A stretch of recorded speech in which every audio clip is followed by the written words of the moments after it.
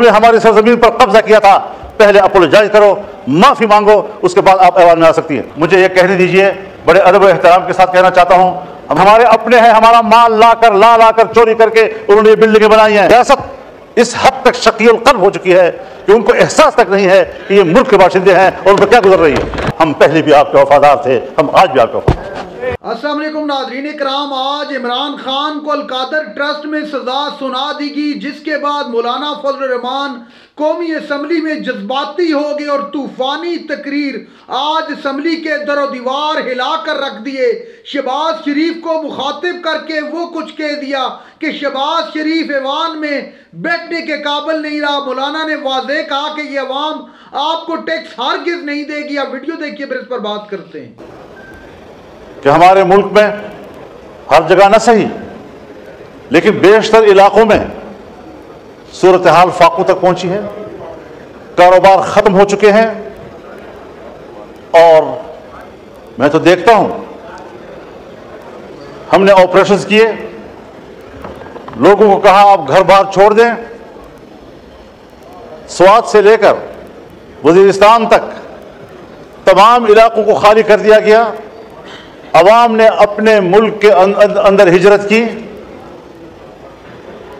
हमारे वो कबायली ख़वातीन जो अपने ख़ास माहौल में और ख़ास कल्चर के अंदर ज़िंदगी गुजारते रहे, और अभी मेरे पास वफूद आए हैं, मसूद कबीले का वफद आया कि पिछले साल हमारे साथ एक मकान अगर मुकम्मल तबाह है तो 4 लाख रुपए, और अगर जुज़वी तौर पर नुकसान हुआ है तो 1,60,000 रुपए।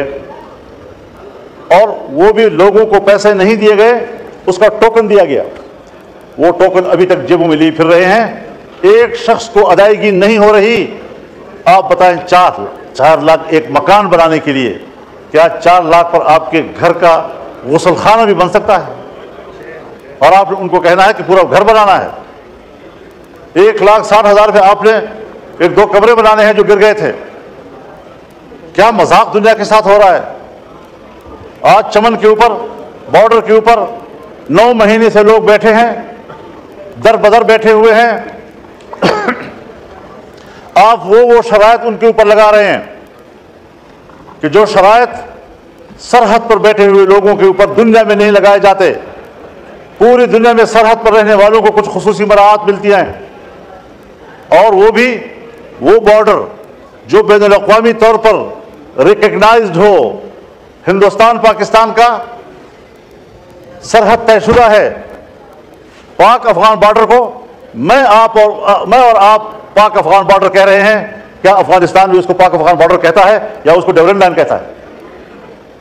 क्या ये किसी समझौते की बुनियाद पर हुआ था कि एक ही आदमी का घर, उसका सहन पाकिस्तान में है, कब्र अफगानिस्तान में है?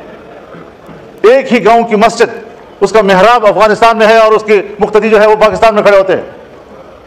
चमन में जाएं, कितने लोग हैं कि जिनके घर पाकिस्तान में है और जायदादें अफगानिस्तान में है, जमीनें वहां काश करते हैं, वहां से माल लाते हैं, अपना कमाया हुआ घर में लाते हैं। आज वहां पर आप कर क्या रहे हैं कि लोग बैठे हुए हैं मुतबादल, कोई उनके पास आपका तजवीज़ नहीं है कि आप उसको क्या रोजगार दे रहे हैं। वो मजदूरी करते हैं, बच्चों के लिए कमाते हैं। मैं आपको बताऊं जनाब स्पीकर, अब नौबत यहां तक पहुंच गई है कि घरों के अंदर, मैं बड़ी जिम्मेदार फोरम पर बात कर रहा हूं, कि घरों के अंदर हमारी माओ बहनों ने अपने जेवरात बेच दिए हैं, बालियां बेच दी हैं, और वो अपने रोजगार की फिक्र में हैं। वो खत्म हो गए पैसे, अब घरों के दरवाजे और खिड़कियां वो बेचने में मजबूर हो गए हैं कि किस तरीके से हम दिन रात गुजारे। और 9 महीने तक लोग बैठे हुए हैं। कोई एहसास है इस बात पर? मेरे पास अंगूर अड्डे का वफद आया, भरपूर वफद आया, और कहा साहब आप तो आए हैं हमारे गांव में। मैंने कहा जी मैं आया हूं आपके गांव में, तो आप बताएं वहां हमारी क्या पोजीशन है। मैंने कहा मेरी रात अफगानिस्तान में थी और मेरा जलसा पाकिस्तान में था। डेवलपमेंट लाइन उन्होंने मुझे बताया कि ये लकीर है, किसी के घर के बीच में से गुजर रहा है, किसी के मस्जिद के बीच में से गुजर रहा है। उन लोगों पर आप इस किस्म के कर्जे लगाएंगे? गुलाम खान के ऊपर यह सूरत हाल बन रही है, जमरोद के ऊपर यह सूरत हाल बन रही है। जरा अपने शरायत लगाएं, लेकिन उनके लिए काबिल बर्दाश्त भी तो हो, काबिल अमल भी तो हो। बस मुल्क से वफादारी और हुब्बुल वतनी का दावा, उस पर आप कब्जा कर लेते हैं, और जब आपसे कोई इख्तिलाफ राय करता है फिर आप मुल्क के दुश्मन हैं, आप तो मुल्क को कमजोर करना चाहते हैं।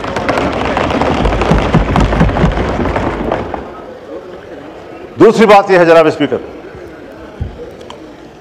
हमारे यहां आप 1000 टैक्स लगाएं, मैं पार्लियामेंटेरियन भी हूं, 40 साल इस सियासत की खारजार वादी से गुजर कर आज खड़ा हूं। इन सहराओं को मैंने अबूर किया है।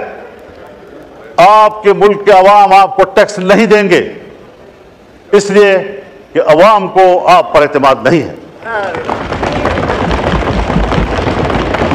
और ये बात मैं किसी एक पार्टी के लिए नहीं कह रहा हूं। अगर मेरी हुकूमत हो और मैं टैक्स लगाऊंगा तो मेरे होते हुए भी शायद लोग एतमाद न करें, इसलिए कि लोगों को पता है कि मेरे टैक्स वसूल करके इसको बाहर के कर्ज में दिया जाएगा, IMF के कर्ज में दिया जाएगा, वर्ल्ड बैंक के कर्ज में दिया जाएगा। जब मेरा टैक्स मेरे फलाह बहबूद पे खर्च नहीं होता, मुझे क्या पड़ी है कि मैं आलमी बैंक को भरता रहूं और अपने पैसों से मेहनत से भरता रहूं। और ये आज की रीत नहीं है जनाब स्पीकर, ये हमें वर्षे में मिली है। जब अंग्रेज हुकूमत थी और बर्र-ए-सगीर पर उनका कब्जा था और अंग्रेज मुल्क में लोगों से टैक्स लेता था, तो बर्र-ए-सगीर का बासी टैक्स चोरी करता था। फिरंगी को वो टैक्स देने के लिए तैयार नहीं था। उसको पता था कि ये मेरी फलाह का खर्च नहीं होगा, ये उनकी अय्याशियों पर, और हमारा माल बरतानिया जाएगा। मैं खुद बरतानिया में एक मौके पर यौम पाकिस्तान था और मैं मेयर के ऑफिस में गया, पाकिस्तानी कम्युनिटी वहां जमा थी। मुझे कहा, मौलाना साहब इन बिल्डिंगों को देखो, ये इनके नहीं हैं। ये रियासत इस हद तक शकील कल्ब हो चुकी है कि उनको एहसास तक नहीं है कि ये मुल्क के बाशिंदे हैं और उन पर क्या गुजर रही है। हमारे अपने हैं, हमारा माल ला कर चोरी करके उन्होंने ये बिल्डिंगें बनाई हैं। ये हिंदुस्तान की है, ये बर्र-ए-सगीर की है। उसके बावजूद मलिका बरतानिया इंडिया आती है और पार्लियामेंट उसको कहता है, तुम 100 साल से हमारे ऊपर हाकिम रहे हो, तुमने हमारी सरजमीन पर कब्जा किया था, पहले अपोलोजाइज करो, माफी मांगो, उसके बाद आप ऐवान में आ सकती हैं। और उसने माफी मांगी। लेकिन जब पाकिस्तान आई और पाकिस्तान के पार्लियामेंट में आने लगी तो हमारे स्पीकर साहब और चेयरमैन सेनेट ने कहा, हम पहले भी आपके वफादार थे, हम आज भी आपके वफादार। इस नजरिए को लोग टैक्स देंगे, इसको आप यकीन दिलाएंगे कि आपकी रियासत है, टैक्स आपके फलाह बहबूद पे खर्च होगा। जब मेरा पैसा मेरी फलाह बहबूद पे खर्च नहीं होगा, मुझे क्या पड़ी है कि मैं इस किस्म के टैक्स, आपके जालिमाना टैक्स अदा करता रहूंगा। और अगर टैक्स जालिमाना है और आप मुझे अमन भी नहीं दे पा रहे, और जब मेरा सब नाज़रीन इकराम, आपने वीडियो देखी। मौलाना फजल रहमान ने असम्बली में दरो दीवार हिला के रख दिए। तूफानी तकरीर शहबाज शरीफ और हुकूमत के कानों से धुएं निकाल दिए। वाज़े कहा मौलाना साहब ने कि इस मुल्क के अंदर जो कुछ हुकूमत इस अवाम के साथ कर रही है, तो क्या इनका फ़र्ज और हक नहीं है कि अवाम की जान और माल का तहफ़्फ़ुज़ करे? अगर यही रवैया बरकरार रहा हुकूमत की तरफ से, तो अवाम भी इनको टैक्स देना बंद कर देगी। आज इमरान खान को भी सजा सुना देगी। आप जानते हैं 14 साल कैद की सजा सुनाएगी इमरान खान को, जिस पर सोशल मीडिया में अवाम का गुस्सा देखने के काबिल है।